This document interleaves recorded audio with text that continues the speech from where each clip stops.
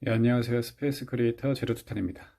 네, 오늘은 경매 물건에 대해서 한번 제가 분석을 해본 내용에 대해서 한번 알아보도록 할게요.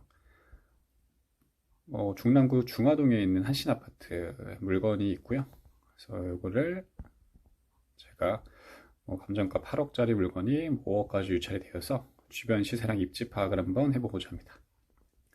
1998년에 준공된 24년치 아파트이고요. 네, 면적은 대지권 6평, 전용 5구제곱 정도라서 소형이라고 보시면 돼요. 이런 권리 분석 상에서는 큰 문제는 없어 보이고요. 채권 총액이 한 2억 조금 안 되는 금액이라서 담보 물건의 가치가 최저가인 5.1억만 해도 충분히 상환은 가능할 것으로 보이는데 이런 물건은 아마 경매가 취하되지 않을까 제가 생각을 했었는데 제가 또 현장을 가보니까 또 다른 게 있더라고요. 그거는 제가 내일 아니라 다음 영상에서 제가 좀 더 풀어드릴 거고요. 보시면 이제 현황 조사서와 매각 물건 명세서 상에서도 이제 조사된 임차 내역이 없는 것으로 나와 있어서 큰 이슈가 없지 않은 이상 소유자가 점유하고 있을 것이라고 보입니다. 이제 단지에 대해서 좀 더 살펴볼게요. 이제 105동의 경우는 이제 상봉역과 가장 인접해 있는 곳에 위치해 있고, 물건지는 남해항으로 남동향이죠.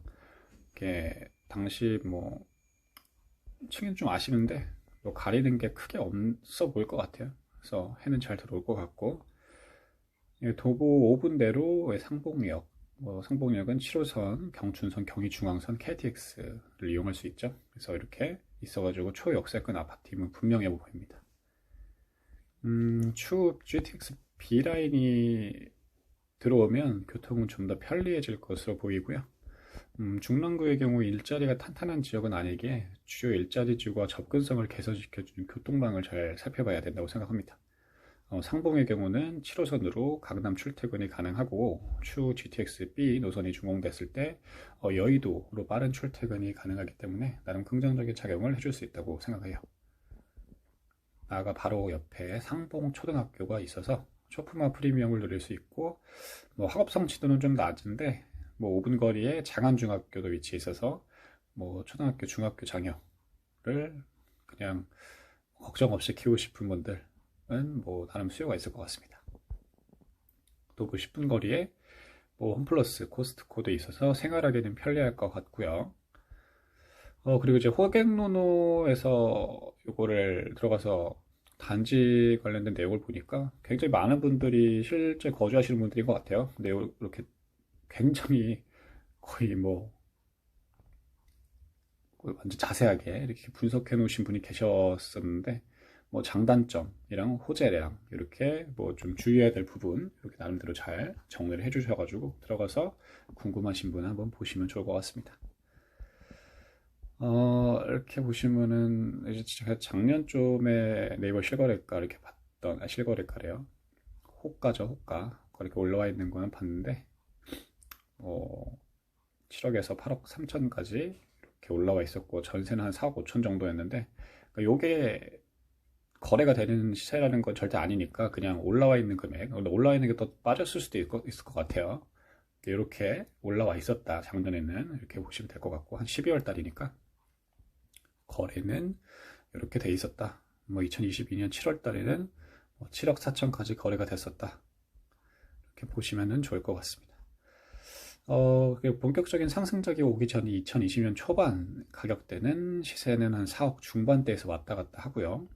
그리고 물론 부동산은 장기적인 우상향 그래프를 그릴 것이기 때문에 현 가격에서 더 올라가겠죠. 그 GTX-B의 개발 압력으로 나름 선방할 것으로 보였는데 이건 또 현지 부동산 사장님께 여쭤보니까 이렇게 상봉역 같은 경우는 GTX-B가 엄청난 파급력을 주진 않을 것이다 라고는 말씀하시던데 이거는 또 지켜봐야죠 어떻게 될지. 그리고 이제 거기에 이제 그게 20년이 지난 아파트잖아요. 구축 아파트. 재건축 호재도 있으면 금창천하일 것 같은데 용적률이 너무 높고요. 대지 지분도 그렇게 막 높진 않아 보입니다. 낮죠. 그래서 사업성이 낮아가지고 재건축 추진은 쉽지 않아 보여요. 그래서 이렇게 보시면 될 것 같고 그리고 인근에 정비 사업지가 꽤나 많아가지고 신축이 생기면 뭐 신축의 오름에 따라서 키 맞추기를 할 수도 있을 것 같은데 그만큼 신축으로 수요를 뺏길 수도 있을 것 같습니다. 저 아래 면목동 보면은 모아타운 밭이잖아요. 물론 모아타운이 뭐 진짜 뭐 계획한 것처럼 이렇게 추진이 잘 되고 빨리빨리 될지는 그것도 지켜봐야 될 내용이지만 중랑구에서 어쨌든 뭐 신축은 꽤나 생길 예정이니까 신축이 들어오면은 이제 들어오는 평수 중에 소형이 많으면 그만큼 수요 분산이 되는 거라서 장기적인 관점으로 이런 공급에 대한 내용 그리고 경쟁 상대, 경쟁 상품에 대한 내용도 잘 살펴보면서 장기적으로 봐야 될 것 같습니다. 이런 거 저런 거 말고도 그냥 가장 심플한 게 말도 안 되게 저렴하게 받으면은 신축이 들어오든 재건축이 안 되든 상관없기 때문에 이익을 확정지을 수 있는 가격이 얼마인지 정하는 게 제일 중요할 것 같습니다. 뭐 저 같으면 현재 최저가 시세라고 받으면 좋을 것 같은데 현재 최저가 시세를 정하는 게 파악을 하는 게 쉽지 않죠. 이거는 제가 여기 임장한 내용 바탕으로 제가 또 영상 풀어드릴 예정이니까 곧바로 그냥 가서 같이 보시죠. 예, 같이 보실게요. 임장기 12월 초 12월 10일이었네요. 임장기를 한번 정리해 볼게요. 그래서 입지 분석한 글은 제가 방금 말씀드렸고요. 이렇게 현재 부동산 한 3, 4개 정도 들려서 이런 거 저런 거 이제 말씀드렸어요. 경매 투자에 대해서 관심 있는 사람이고 어떤 식으로 보고 있느냐 이렇게 보고 있다고 제가 대략적인 주변 분위기랑 시세에 대해서 여쭤봤는데 상봉 방어하면 바로 떠오르는 GTX B라인을 여쭤봤어요.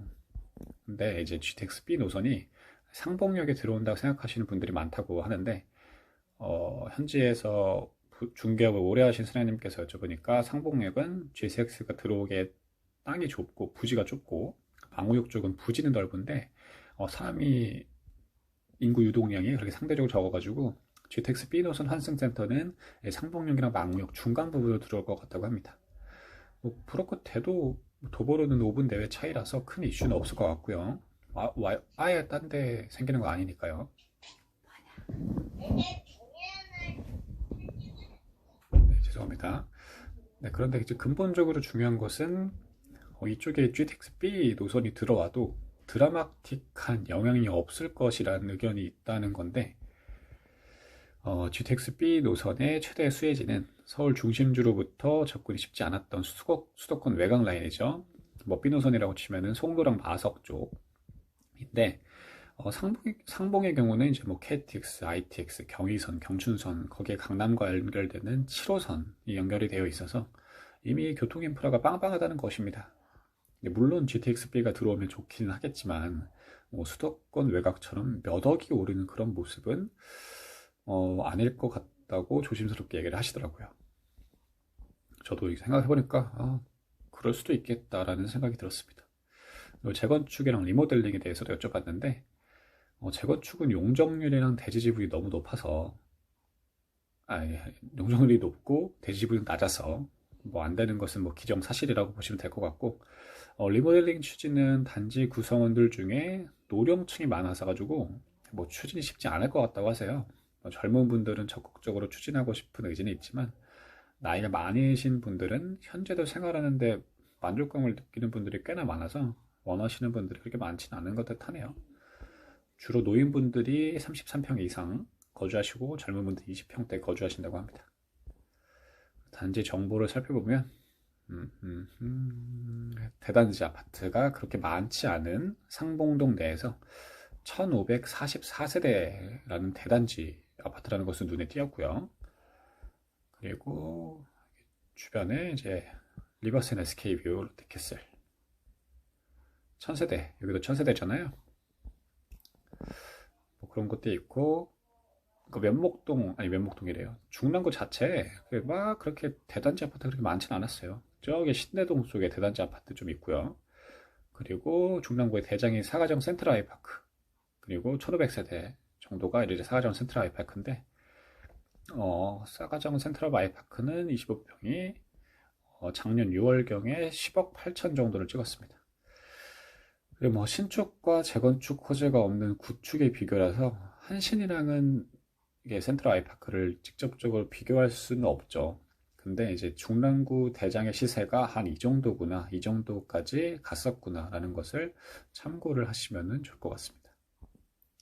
그리고 뭐 건영 2차, 면목 항신, 산역 센트럴 아이파크, 이렇게 LG 쌍용, 이렇게 거래됐었던 금액들 이렇게 봤으니까 보시면 좋을 것 같고요. 단지수 말고 소형 평수 비교 대상자가 있는지 인근에 둘러보니까 중랑구는 오히려 중소형 평수가 굉장히 많더라고요.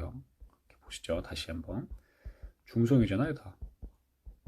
뭐 20평대, 30평대도 있고, 뭐 10평대, 20평대, 20평대, 뭐 20평대, 10평대, 20평대, 10평, 20평대에서 뭐 보시면은 소형 평수가 꽤 많습니다. 그래서 추후 들어오는 모아주택이나 신통기획도 대형 평수가 그렇게 많아 보이진 않아요. 근데 이렇게 되면은 물건지를 대체할 수 있는 대체지가 꽤나 많다는 의미라서 평수의 해기성은 그리 높아 보이지 않습니다.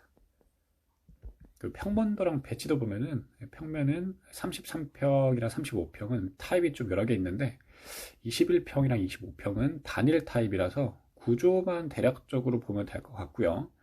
중화 한신 아파트에서 로얄은 103동, 105동이라고 합니다. 이제 103동은 이제 조용하고 판상형 마통풍이라서 어르신들이 좋아한다고 하고요. 뷰는 단지뷰 쪽 보인다고 하고 105동은 학교랑 지하철역이랑 가까워서 뭐 직장인들, 저학년 자녀를 둔 학부모들이 좋아한다고 한대요.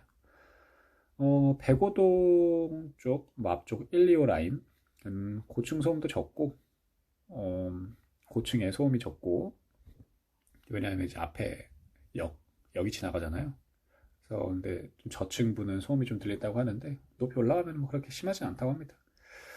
뷰도 막힌 곳이 없어서 가장 로열동이라고 볼 수 있다고 하네요.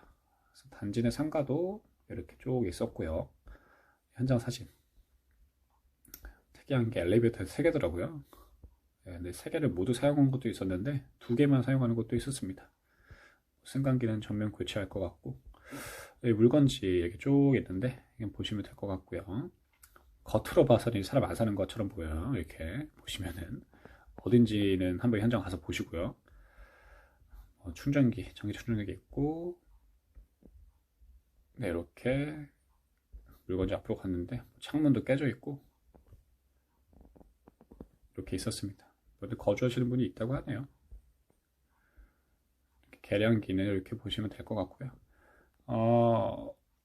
계량기는 보는 법이 또 있다고 해요. 이렇게 1번, 뭐 2번, 뭐 3번, 뭐 4번, 뭐 7번, 뭐 8번, 뭐 9번, 뭐 10번, 뭐 이렇게 따로 있다고 하니까 그래서 7번 마이너스 4번 현재까지의 사용량이랑 거기에서 지난 검침일에 찍힌 누적 사용량 마이너스 하면은 현재까지 사용한 전기량이 계산된다고 하는데 7번이 막 그렇게 높진 않았었어요. 전기가 끊긴 것인지 어떤 것인지 좀 더 조사가 필요해 보입니다. 이제 관리사무소는 있어서 한번 전화를 해보면 좋을 것 같고요. 창문, 옆 창문으로 뷰를 봤는데 완전 저축은 아니라서 가리는 글이 많진 않았습니다. 가장 중요한 시세 살펴볼게요. 시세는 뭐 네이버 거 올라온 거는 6억 4천 정도에서 8억 4천 정도였어요. 이제 12월 초 기준으로 했었을 때입니다. 지금 뭐 내려갔는지 어떻게 되는지 몰라요. 지금 다시 봐야 되고. 근데 이제 부동산 몇 곳의 시세를 보니까 25평대 매매 기준으로 팔고 싶은 분들은 X억 정도가 급매선이라고 하고요. 땡땡억은 받아들일 수 없는 급급매라고 생각하신다고 해요. 팔고 싶은 분들이. 근데 요거 금액이 알고 싶은 분들은 그냥 뭐 댓글을 남겨주시거나 제 블로그에 오셔서 댓글을 남겨주시거나 이렇게 하시고요. 그러니까 요거를 제가 오픈하면은 살고 계시는 집주인분들이 좋지 않아 하시니까 이렇게 굉장히 민감한 정보잖아요. 그래서 요거는 좀 양해를 해주시고요. 그리고 몇몇 사장님들은 뭐 이 정도 금액 되면은 팔릴 수 있다라고 하셨는데 또 어떤 사장님들은 내는 심리가 더 얼어서 주인분들이 몇 억 후반에서 몇 억 초반까지 생각할 수 있다고 하셨습니다. 근데 이 가격대는 진짜 궁금하신 분들만 저한테 제 블로그 들어오셔서 한번 댓글 남겨주시면 좋을 것 같고요. 그리고 전세 같은 경우도 뭐 4억에서 4억 6천 정도 나와 있는데 이것도 가격이 한 요 정도는 내놔야지 빨리 나갈 가능성이 높다고 합니다. 거래 너무 없어가지고 어, 뭐 쉽지 않을 것 같은데 저 같은 경우에서 이런 현장에서 제가 분위기 보고 한 요 정도 가격대면 되겠다라는 것을 캐치를 했었을 때 얼마 정도에 낙찰받아서 얼마 정도에 바로 매각할 전략을 짤 것 같았었는데 뭐 조사한 가격대가 궁금하신 분들은 한번 댓글 남겨주세요. 뭐 보시면 좋을 것 같고요. 제가 여기까지 이제 경매 물건에 대해서 한번 조사한 내용을 알려드려 봤습니다. 이 물건은 아마 1월달 1월 며칠 날 이제 입찰하는 것으로 알고 있는데 얼마 안 남았을 거예요. 그래서 요거는 과연 낙찰이 될지 아니면 유찰이 될지 보시면 좋을 것 같고요. 궁금하신 분들이 있으면은 댓글이나 이걸로 남겨주세요. 그거는 제가 공부한 내용 그 바탕으로 한번 말씀을 드리도록 하겠습니다. 도움이 되셨다면 구독, 좋아요, 알람 설정 부탁드리겠습니다. 감사합니다.